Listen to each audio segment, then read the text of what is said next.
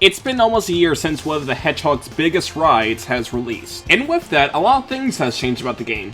A lot of content updates for Sonic Frontiers released, with the final one releasing almost a week ago from today. So I thought why not just have fun talking about the various updates that released for Sonic Frontiers over the years, and get a little update on my thoughts on the game. And oh boy, I have a lot to say about the updates in this game, because it is honestly staggering how much it changed throughout that kind of makes the original game a bit bare in comparison. But with everything on the way, let's get started. But before we do so, I think I should talk about a quick recap about Sonic Frontiers' story and what I thought about the gameplay. So for the story of the game is that Eggman is salvaging various technologies but accidentally awakens some sort of interdimensional portal, which caused him, Sonic, and his friends to get sucked into cyberspace with Sonic being able to come out. Not only that, but also the device that Eggman used to tinker with the cyberspace created a physical form of a little girl named Sage, which became a bit of a hassle for Sonic as he's trying to save his friends after being in these weird purgatory state. After exploring 3 islands, Sonic was able to get through the towers and accidentally awaken an ancient entity, with Sonic obviously winning the day. The story of this game was pretty simple, but what really carried it is the atmosphere and the writing throughout. It kind of reminds me a lot of Sonic Adventure, but what the only gripe I have is that I feel like they kind of made Sonic's voice a bit too deep in this game. But frankly, I feel like it does make sense in the context of this game because I don't think Roger's regular voice of Sonic could fit the tone of this game really well. But eventually you get used to it, and it really does feel like Roger's Sonic. And as for the gameplay, well, this is when things are very interesting for Sonic because this game is a massive shakeup that Sonic needed. Instead of the main focus being about linear levels that you have to replay multiple times to get the best ranking, this game is This game is more of a collectathon 3D platformer than just a simple linear game.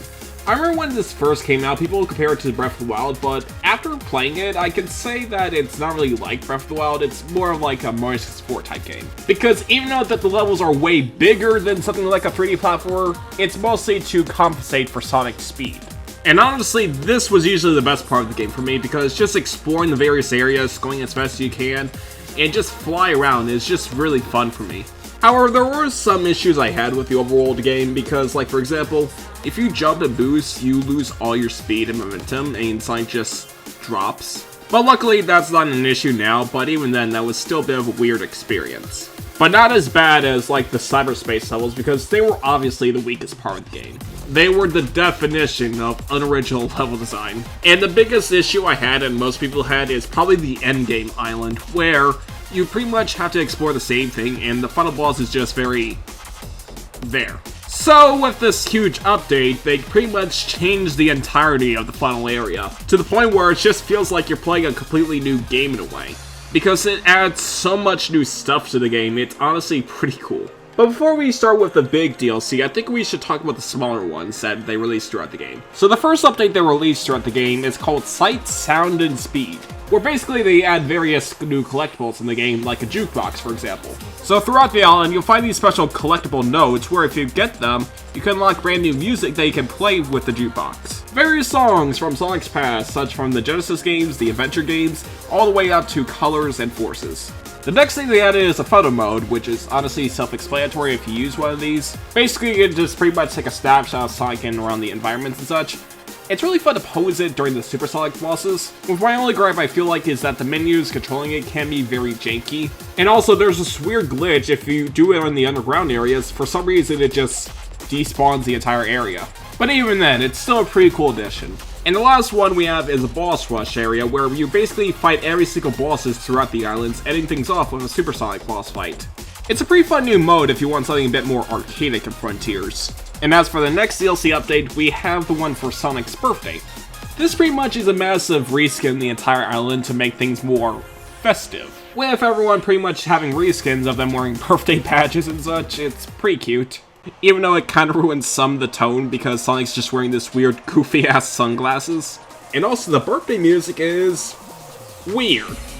But the main highlight of this update is brand new challenges throughout the map, with one of them being collectible Coco, where if you gather up all of them throughout the island, you'll get an additional boost gauge. But what's surprising about these areas is that they are fairly challenging. Honestly, these courses are a lot more fun to go through than the ones in cyberspace. And lastly are the combo chain challenges, where basically you have to go through the entire island getting as much points as you can to rank up to S rank. Because if you complete every single one of these with an S rank, you will unlock the Spin Dash. And honestly, I kind of see why you have to unlock this thing, because it's essentially a way better boost gauge than the regular one. The Spin Dash is very OP in the best possible way, and it's just really fun to explore the island with this move. But anyway, so those were just pretty much the content updates, but this is the big one, the Final Horizon. This area is unlocked once you get to the final island, where you have to jump through this giant ring. The story for the DLC is that Sage came up with a brand new idea to split up everyone into different parts so that they can prepare for the final battle. With Knuckles, Tails, and Amy trying to find the Chaos Emeralds, while Sonic is trying to restore his power after the cyber corruption. However, they need to make it fast because they are slowly getting more corrupted due to being in cyberspace. But yeah, in this game we have 3 brand new playable characters. I'm going to be telling them in order based on how you first play them. The first playable character we have is Amy. A lot of her abilities are based on the tarot cards that she used to tell fortunes with. She pretty much controls similar to Sonic, but she has a few unique traits for her. For one, she has a really fun double jump that can go into a fun hover ability. And if you use the speed correctly, you can get through serious good distance with the hover move. And if you fully upgrade Amy, she can also use the tarot cards to pretty much drive it like a car. However, I do have one big issue with this, because the tarot car is pretty much stop and go a lot of times. Because even if you move up a simple slope, you could lose the ability. Pretty much making this weirdly unfun stop and go kind of vehicle. Knuckles controls pretty much how you expect from him. As usual, he has this fiery strength that he can use to attack enemies and such. Although there's not really a lot of enemies in the DLC for some reason, but... He also has his trademark gliding ability, but for some reason it has this weird pause in between where, like, once you get into the glide, he just stops in place for a second and then just goes. I don't know, it's just pretty weird because it just feels like a weird gap in between. Like in Adventure, he just goes instantly, but here you just have to pause for a second, he just goes. Another thing that's weird for Knuckles is that he still has his climbing ability, but it's only locked to these certain walls that are similar to Sonic's. I honestly don't see why Knuckles can't just latch on any kind of wall. I mean, you can have characters that can fly in the air and such, so it wouldn't really break the game that much. But even still, I still had a good time playing as Knuckles. Especially with that theme song that plays for him, it's honestly a real bop. And lastly, we have Tails. As you expect, Tails is the character that can fly high in the sky and such. He is the weakest in combat, having the weakest attacks being just throwing wrenches and such. And weirdly enough, he doesn't even have a homing attack. I was a bit confused at this, but the more I play it kind of makes sense. The best part for Tails is that you can really break a lot of the areas in this game, especially like when you have a complex course and you just fly around it. It's honestly pretty fun, and once you fully upgrade Tails, he gets a Cyclone from Sonic Adventure 2, oh yeah! This is honestly just stupidly fun to fly around with. Honestly, the Cyclone is just used to walking, but just seeing it fly in the air and a really cool callback is just amazing. And speaking of upgrades, I think I should mention about the skill tree in this DLC in particular. So in the base game, Sonic will be able to upgrade himself by getting experience points throughout the game. Once he gets enough experience points, he's able to upgrade himself. But in the DLC, experience points work a bit differently. Since the DLC has little to no enemies in this game, how you get experience points is very different. So throughout the island, you'll find some cocos with an interesting color marking around the area. If you interact with one of the cocos, they'll give you 5 level up points instantly, essentially making the 3 new characters easily to level up instantly. Which honestly I'd say that's pretty much a good thing, because unlike Sonic where you can spend the entire game with him that takes about 15 hours, the main DLC is about 5 hours, including 3 new characters, so yeah, it's a better balance. It also kind of makes the skill tree a bit more Metroidvania-like, where instead of grinding for enemies to get more stronger, you're getting stronger by exploring the areas. And by exploring the areas, you'll find very interesting puzzles throughout. The small challenges we use to show more of the map returns as well, and these are a lot harder than the ones in the base game. I mean, hell, with one of them, you have to race through 3 corners of the island and all the way back just to spread a little bit more of the map. If I only had one big issue with the DLC, I do have to say that the presentation in this game is still pretty weak sometimes. Obviously, it's still going for the giant island approach, which honestly I'm still not really too keen on. I feel like it's a bit too bland for my taste. Like, don't get me wrong, it's really fun to explore the areas, but my problem is that there's just not really that much of a style, it's just a realistic island. And also, can we please get better animations for this game already? This has been a thing going on for Sonic games over the years, but I feel like starting with Forces, it got even to the point where it's just like, no animation at all. I'm not expecting like Crash 4 levels of quality, but I don't know, I just feel like these animations just need to be a bit more lively. And of course, the cyberspace levels look visually bland because they're overusing a lot of settings from past Sonic games and such. But even despite that, I was honestly surprised how much of a huge step up the cyberspace levels was for the base game. They're pretty damn challenging, and the best part is that they're all 3D. There's no 2D rubbish throughout the DLC. And the most interesting part too is that they remove any kind of automation throughout the game, which means that you can use Sonic's momentum to just fly around the stage as fast as you can, and it's really fun. And I like how the environments of cyberspace complements the more challenging aspects because everything feels a lot more unstable. As Sonic just tries to get through the goal as fast as he can, everything just keeps falling apart in front of him. They also added a bit more collectibles in these cyberspace levels, which is a really nice touch. Honestly, I was very surprised, but I really enjoyed the cyberspace levels in the DLC. It's very challenging, but honestly really fun, with a little bit of jank here and there.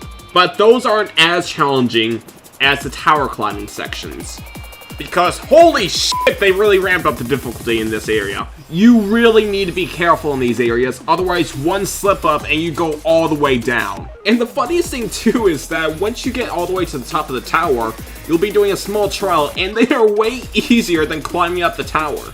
Except for this one. This one was a pain in the ass. But none of that, and I mean none of that, can compare to the Master Coco trial. Basically, it's a Supersonic boss rush mode, where Sonic needs to defeat all 3 Titans again in one go, with big 3 caveats in the trial. With 1, you start all the way back to level 1 with strength and defense, so basically you need to beat them in your weakest form. 2, they modified the parry move, where basically you cannot cheese the parry move this time, so every time you try to parry, you only have a 1-second window. So for the love of Christ, do not play this in hard mode, because with that parry move, they nerfed it all the way down to 2 frames. You would need to have Super Smash Bros. Melee levels of timing with that.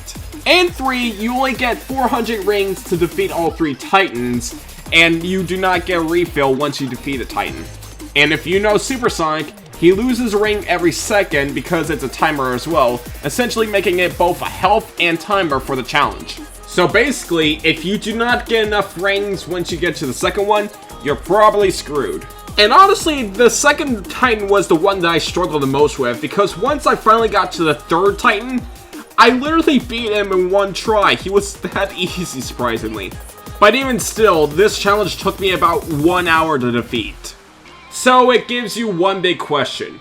Was all the challenges worth at the end? And honestly, despite all the pain and the bullshit from the towers area, it was honestly worth it just for the final boss. So once Sonic defeats the final challenge, he is granted a special kind of power from the Master Coco. The problem is that Sonic needs to be very careful about using the power because using too much can be very unstable.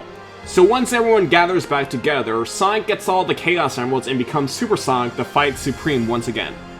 After he defeats Supreme, the entity from the sky appears, connecting from Supreme and forming the end. Metal arms sprout out from the Supreme, and it's honestly very cool looking.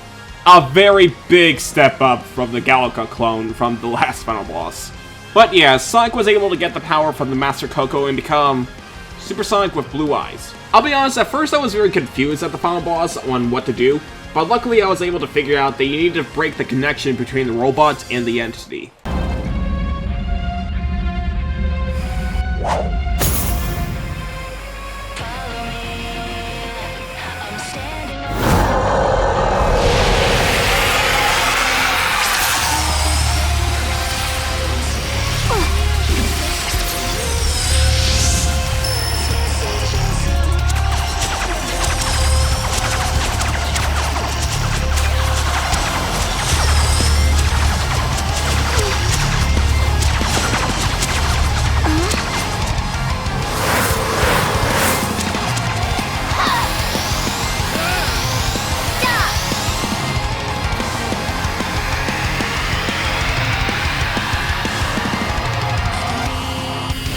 Holy shoot, this is a really awesome final battle.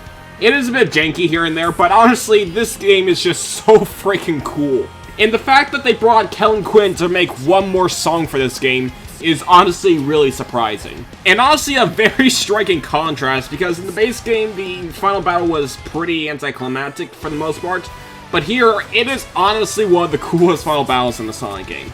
I like how the entity in the air just really gives this cool contrast of a purple atmosphere.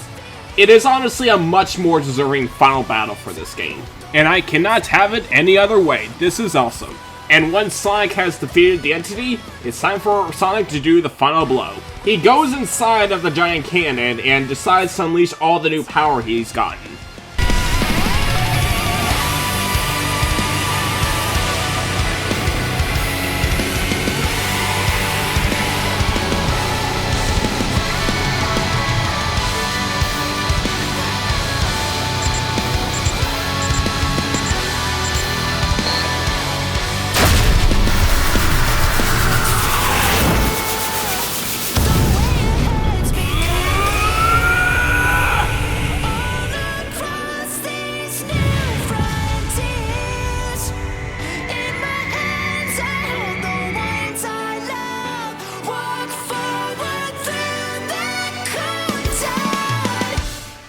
The entity has been defeated, and Sonic has saved the day once again. Sonic returns back to the planet with his friends, and Eggman has rejoiced and decides to go home with his newfound daughter.